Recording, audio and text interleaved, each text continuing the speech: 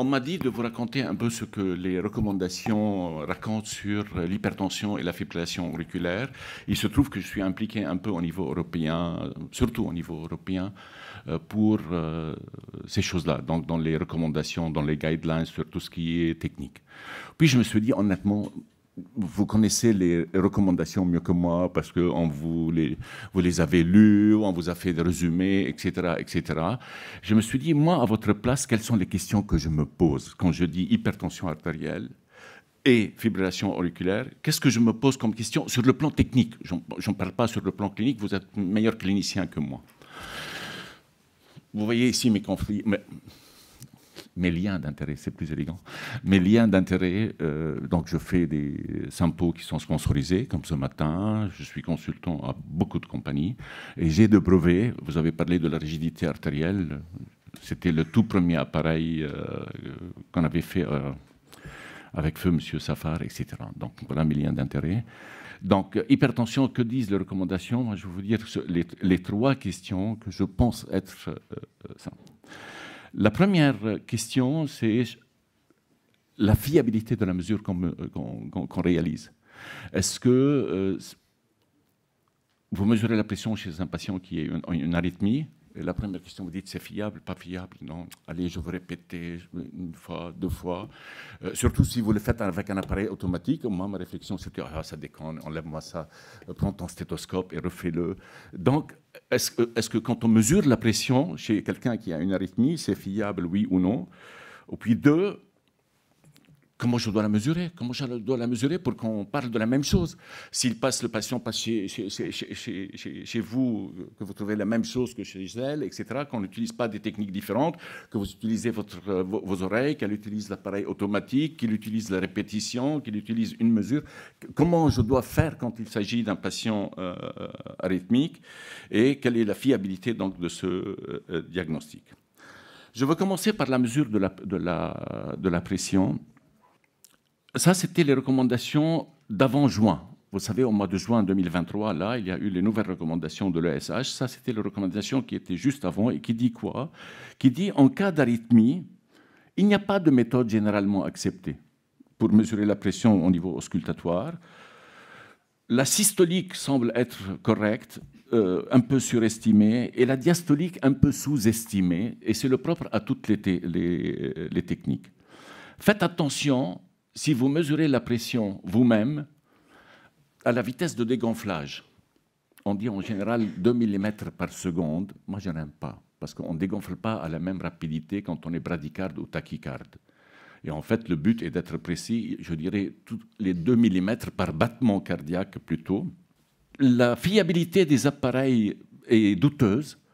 Pourquoi? Parce que pour un appareil n'importe lequel, celui que vous avez à l'hôpital ou celui que vous avez à votre cabinet, etc., pour mesurer la pression, il lui faut un profil, on l'appelle smooth, lisse. Or, par définition, dans l'arythmie, ce profil n'est pas lisse. Il monte, il descend selon la force de la contraction et du débit, et donc on a des doutes sur la fiabilité de sa mesure. Et donc on disait, écoutez, répétez la mesure, gardez vos oreilles, faites la méthode auscultatoire et répétez la mesure au moins 3 fois. Et vous avez, on ne disait pas dans les recommandations une estimation de la pression artérielle. Jusqu'au jour où il y a eu quelqu'un qui s'appelle Georges Stergiou, qui est un grec, qui est un passionné de la technique, un peu comme moi, avec qui on travaille beaucoup d'ailleurs, et qui a dit, écoute, moi je vais faire une méta-analyse. Je vais prendre tous les appareils automatiques qui sont capables, qui ont été validés, qui ont été testés dans des populations de fibrillation auriculaire. Donc d'un côté, je faisais la machine et de l'autre côté, je faisais et mes oreilles et l'électrocardiogramme pour voir si ça correspond à ce que je vois. Et je veux faire une méta-analyse. Et vous avez la diapo en face de vous. Et c'est très intéressant. Même si je sors du champ, regardez à gauche, c'est la pression systolique. À droite, c'est la pression diastolique. Et regardez la précision en bas. Quand vous regardez ici, vous avez une précision de 1 mm systolique et de 2 mm. Donc il y a une légère surestimation de la diastolique. Mais honnêtement, pour la systolique, c'est des appareils qui marchent pas mal. Quand vous avez ça, vous avez envie de dire, évitons la méthode auscultatoire parce qu'il y a plein de biais. Si je le fais par appareil automatique, déjà, sincèrement, je ne sais pas si les nouvelles générations, les internes, etc., les infirmières, savent mesurer la pression comme nous, on l'avait appris au TD. Maintenant, tout le monde utilise les appareils automatiques. Est-ce que ça ne vaut pas la peine de se faire remplacer par un appareil automatique? Surtout que je suis bien précis pour la pression artérielle systolique. Un peu moins sur la pression artérielle diastolique. La question, est-ce que c'est problématique? Pas tellement. Pas tellement, pourquoi? Parce que ce qui compte dans cette population, c'est plus la systolique que la diastolique. On sait que c'est des sujets âgés, que c'est la systolique, on sait que c'est la systolique qui est la plus méchante sur le plan pronostic, etc., etc. À partir de là, vous allez voir comment les recommandations ont changé. Je suis en train de vous raconter comment on a changé les recommandations et comment on a abouti à ça. Donc ça, c'était la réponse à la première question. Qu'est-ce qu'on a appris avec cette méta-analyse? Qu'en fait, il y a une précision qui est tout à fait raisonnable pour la PAS, il y a une surestimation pour la PAD, que les études, que ce soit oscillométriques ou auscultatoires, quand on essaye de faire les corrélations avec les atteintes organiques, la morbimortalité, les deux tiennent, que ce soit l'auscultatoire et l'oscillométrique, et que c'est la systolique qui est la plus importante et donc je suis fiable. Et il faut par contre utiliser des appareils qui ont été validés, pas n'importe lequel, validés dans cette population. C'est une validation spécifique, on en reparlera si vous voulez.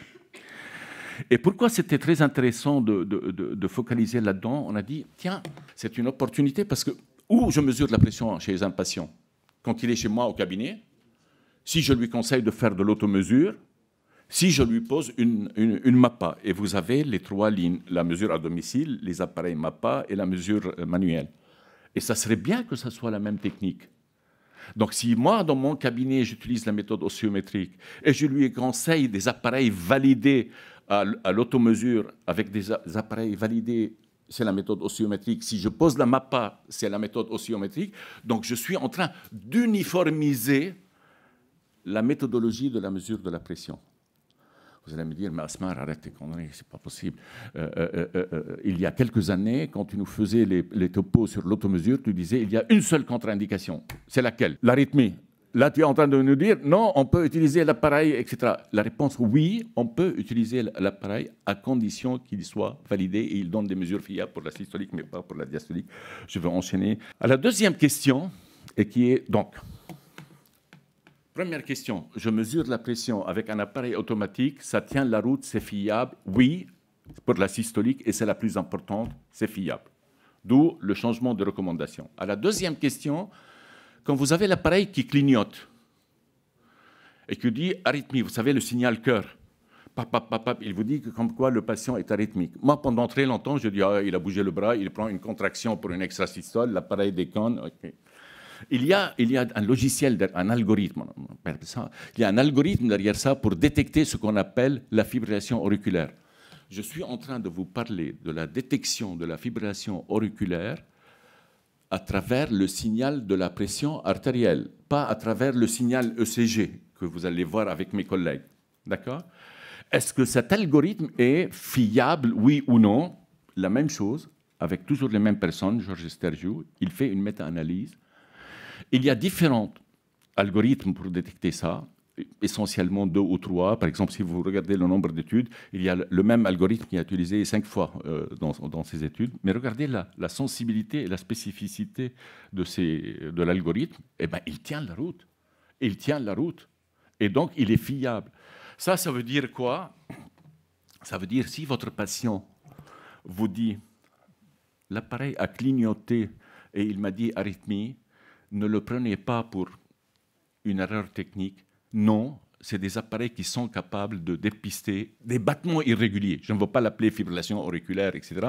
Je veux l'appeler une irrégularité dans le rythme. Oui, c'est fiable. Et à partir de là, vous connaissez les recommandations européennes qui ont été publiées par l'ESC, par l'ESH, par la société de rythmo, comment elle s'appelle, le DPH, j'ai oublié le nom. Tous vont dans le même sens. Il faut absolument faire le screening. C'est un sujet que vous allez voir dans le détail avec le docteur Thierry ce matin d'une manière beaucoup plus précise. Utilisez l'électrocardiogramme, mais vous n'avez pas besoin d'utiliser l'électrocardiogramme, ce qu'on a tous fait. Dès qu'on voyait quelqu'un, non, non, non, moi j'y crois pas, viens, on va te faire un vrai électrocardiogramme de 12 dérivations. Maintenant, non, on peut utiliser une seule dérivation pendant 30 secondes et c'est recommandé et c'est reconnu. Il y a différents types de dépistage. Aussi, vous allez le voir avec Thierry là-dessus. Est-ce qu'il y a un bénéfice pour faire ce dépistage? Cette diapo m'amuse beaucoup parce que quand j'ai commencé à faire les topos, ou faire de la recherche, on regardait PubMed, on regardait le NIH, on regardait l'INSERM, on regardait ça. Regardez qui est en train de publier maintenant. Et quand vous dites que le digital va transformer la cardiologie, la voilà la transformation. La voilà la transformation. Apple vous sort une étude avec un demi-million de patients ou d'utilisateurs, mais il peut vous sortir ça avec 20 millions hein, s'il a envie. Parce que tout ce que vous faites, il est chez lui, dans les datas. C'est énorme, c'est énorme. Vous ne pouvez pas imaginer l'importance. Hawaii, je ne sais pas comment on le prononce. Regardez, il vous dit, ça dépiste, et ça dépiste bien. Et moi, quand je contrôle, je ne vous raconte pas que des bêtises avec mon téléphone et ma watch. Regardez la prévalence, 87% était checké. Et c'est confirmé au diagnostic d'une FA. Et c'est impressionnant. D'où, à partir de là, on dit, mais c'est une méthode extraordinaire de dépistage. Qui dit dépistage dit prévention. Et vous allez revoir ça et avec Benoît et avec Thierry d'une manière assez intéressante. Donc, qu'est-ce qu'on peut dire? Si je dois conclure. Vraiment, il y a eu beaucoup de changements. Et les deux changements, pour moi, les plus importants, ce sont les deux choses où on disait, il y a 2 ans, en cas d'arythmie, n'utilisez pas les appareils automatiques, il n'y a pas un appareil qui est capable, même s'il a été validé, etc., etc. Petit à petit, on a changé d'avis et on accepte une petite marge d'erreur parce qu'on enlève en même temps les biais de l'observateur. Et les observateurs, les jeunes, croyez-moi, ne savent plus faire comme on a appris à faire dans les TD. Donc, la méthode automatique est acceptée, voire au contraire conseillée pour mesurer la pression, à condition que ce soit des appareils, je reviens là-dessus, validés dans l'arythmie. Que ce qu'on a considéré pendant très longtemps comme une bêtise de l'appareil qui clignote les erreurs, on disait c'est quoi ça, c'est made in China, écoute, viens, je veux palper, je veux contrôler, je veux mettre mon stéthoscope, etc. En fait, ça s'est révélé que ces algorithmes ne sont pas si idiots que ça. Et que les intervenants dans les années à venir, c'est certainement les gens du digital qui vont pas faire la pluie et le beau temps, mais presque.